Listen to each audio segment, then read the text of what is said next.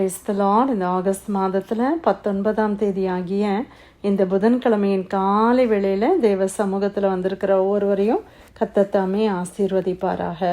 இந்த நாளிலும் நம்ம தியானிக்கிற தேவனுடைய வார்த்தை நம்முடைய பரிசுத்த வேதாகமத்தில் உபாகமத்தின் புஸ்தகம் 33ஆம் அதிகாரம் 29வது வசனம். Deuteronomy chapter 33 verse 29. இஸ்ரவேலே, நீ பாக்கியவான், கர்த்தரால் ரட்சிக்கப்பட்ட ஜனமே, உனக்கு ஒப்பானவன் யார்? உனக்கு சகாயம் செய்யும் கேடகமும் உனக்கு மகிமை பொருந்திய பட்டயமும் அவரே. உன் சத்துருக்கள் உனக்கு இச்சகம் பேசி அடங்குவார்கள், அவர்கள் மேடுகளை மிதிப்பாய் என்று சொன்னான். அல்லேலூயா. கர்த்தருடைய அருமையான இந்த வசனத்துக்காக இந்த காலை வேளையில் நம்ம தேவனை ஸ்தோத்திரிக்கலாமா? ஆண்டவர் நம்மளை பார்த்து என்ன சொல்லுகிறார்? இஸ்ரவேலே, நீ பாக்கியவான். இன்னைக்கு நீங்களும் நானும் தான் இஸ்ரவேலாக இருக்கிறோம். ஆவிக்குரிய இஸ்ரவேலர்களாக இருக்கிற நம்மளை பார்த்து ஆண்டவர் சொல்லுகிறார், நீங்களும் நானும் பாக்கியவான்களாக இருக்கிறோம். we are a blessed people. happy are you அப்படின்னு இங்கிலீஷில் வாசித்தோம்ல. நம்ம எல்லாம் எப்படி இருக்கணுமா? சந்தோஷமாக இருக்கணும். ஏன்னா நம்ம ரொம்ப பாக்கியம் பெற்றவங்க. எதனால தெரியுமா பிரியமானவர்களே நம்ம பாக்கியம் பெற்றவங்க? கர்த்தரால் ரட்சிக்கப்பட்ட ஜனமே, உனக்கு ஒப்பானவன் யார்? ஆமென். கர்த்தரால் ரட்சிக்கப்பட்டு இருக்கிறோம். இன்னைக்கு தேவனுடைய ரட்சிப்பை இலவசமாய் நாம் பெற்றிருக்கிறோம். அதுதான் நமக்கு இருக்கிற பாக்கியம். ஆண்டவரால் ரட்சிக்கப்பட்ட ஜனமே, உனக்கு ஒப்பானவன் யார்? நமக்கு ஒப்பானவர் யார் இருக்கிறா? நம்ம என்ன நினைக்கிறோம்? ஐயோ, எனக்கு அது இல்லையே, இது இல்லையே, நான் அவங்கள மாதிரி இல்லையே, இவங்கள மாதிரி இல்லையே அப்படின்னு சொல்லி நம்மளை நாமே தாழ்வா நினைக்கிறோம். ஆனால் வசனம் என்ன சொல்லுது? நீ ரட்சிக்கப்பட்ட தேவ ஜனம், உனக்கு ஒப்பானவர்கள் ஒருவருமே இல்லை. Nobody can be compared to you.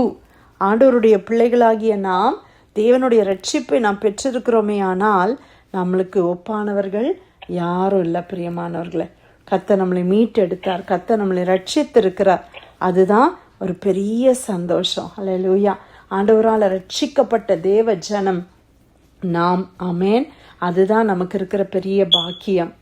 உனக்கு சகாயம் செய்யும் கேடகமும் உனக்கு மகிமை பொருந்திய பட்டயமும் அவரே. நமக்கு சகாயம் செய்கிற கேடகம். கேடகம் என்ன பண்ணும்? ஒரு யுத்த களத்தில் ஒரு சோல்ஜர் போகும்போது, இராணுவ வீரன் போகும்போது ஒரு கேடகத்தை அவர் பிடித்து கொண்டிருந்தால் அந்த கேடகம் என்ன செய்து அவர்களை பாதுகாக்குது. நமக்கு சகாயம் செய்யும் கேடகம் தேவன். அல்லேலூயா. நமக்கு உதவி செய்கிற, நமக்கு கேடகமாக இருந்து நம்மை பாதுகாக்கிற, ஒவ்வொரு சூழ்நிலையிலையும் நம்மளை பாதுகாத்து வழி நடத்துகிற தேவன் அவரே. அல்லேலூயா. நமக்கு சகாயம் செய்ய கேடகம் அவர் தான். நமக்கு மகிமை பொருந்திய பட்டயமும் ஆண்டவர் தான். ஆமென். மகிமை பொருந்திய the sword of your majesty. நமக்கு மகிமையை கொடுக்கிறவர் அவர். உன்னுடைய சத்துருக்கள் உனக்கு இச்சகம் பேசி அடங்குவார்கள். நம்முடைய சத்துருக்கள் இன்னைக்கு இச்சகம் பேசி கொண்டு இருக்கிறாங்களா? நமக்கு விரோதமாக பல காரியங்களை பேசி ஒருவேளை நம்மளை துன்பப்படுத்துகிறார்களா?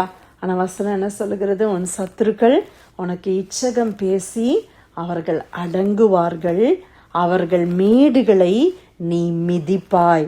அவருடைய ஹை பிளேசஸ், அவங்க கட்டி வைத்திருக்கிற மேடுகளை நாம் மிதித்து செல்வோமா? அந்த அளவுக்கு கர்த்தர் நம்மளுக்கு பலனை கொடுத்து நம்மளை உயர்த்துகிற தேவனாக இருக்கிறார்.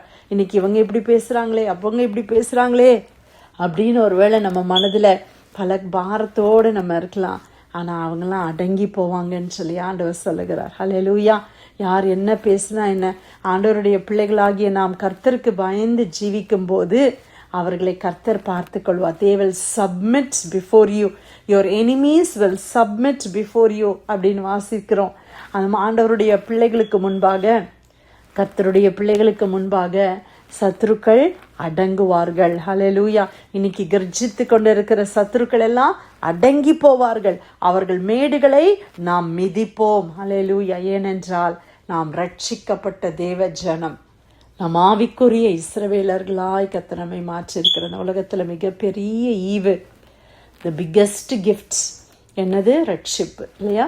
ஆண்டவர் நமக்கு கொடுத்திருக்கிற பிக்கஸ்ட் கிஃப்ட் என்ன? Gift of salvation. ரட்சிப்பின் ஈவை கர்த்தர் நமக்கு கொடுத்திருக்கிறார். அது ஒரு பிக் கிஃப்ட். கிஃப்ட்ன்றதை நான் ஒருத்தர்கிட்ட இருந்து வலுக்கட்டாயமாக வாங்க முடியாது. அவங்களா பிரியப்பட்டு எனக்கு கொடுக்கறது தான் கிஃப்ட். அப்போ சால்வேஷன் என்பது தேவன் நம்ம மேலே பிரியம் வைத்து, ஆண்டவர் நம்ம மேலே அவ்வளோ கிருபையும் இரக்கமும் வைத்து நமக்கு ஈவாய் கொடுத்த ரட்சிப்பு. ஆகவே நமக்கு ஒப்பானவர்கள் ஒருவரும் இல்லை.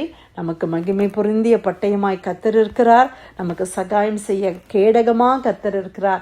நமக்கு விரோதமாக சத்துருக்கள் என்னதான் இச்சகம் பேசினாலும் அவங்க அடங்கி போவார்கள். அவர்களுடைய மேடுகளை நாம் மிதிப்போம்.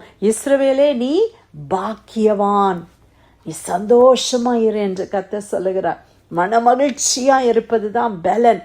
நம்ம எல்லாம் மன மகிழ்ச்சியா இருக்க வேண்டும். எது நம்ம கிட்ட இருக்கோ இல்லையோ, கர்த்தருடைய ரட்சிப்பு, கர்த்தர் நம்ம கூட இருக்கிறது தான் ஒரு பெரிய பலன். பிரியமானவர்களே, அதற்காக கர்த்தரை நாம் ஸ்தோத்திரிக்கலாமா?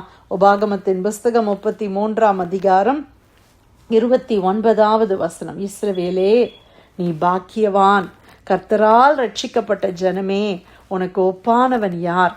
உனக்கு சகாயம் செய்யும் கேடகமும் உனக்கு மகிமை பொருந்திய பட்டயமும் அவரே. உன் சத்துருக்கள் உனக்கு இச்சகம் பேசி அடங்குவார்கள், அவர்கள் மேடுகளை மிதிப்பாய் என்று சொன்னான். கர்த்தர் கொடுத்த நல்ல வார்த்தைக்காக ஆண்டவருக்கு நன்றி செலுத்தி பிரேயர்லைனில் வந்திருக்கிற யாராவது நம்ம ஜெபிக்கலாமா?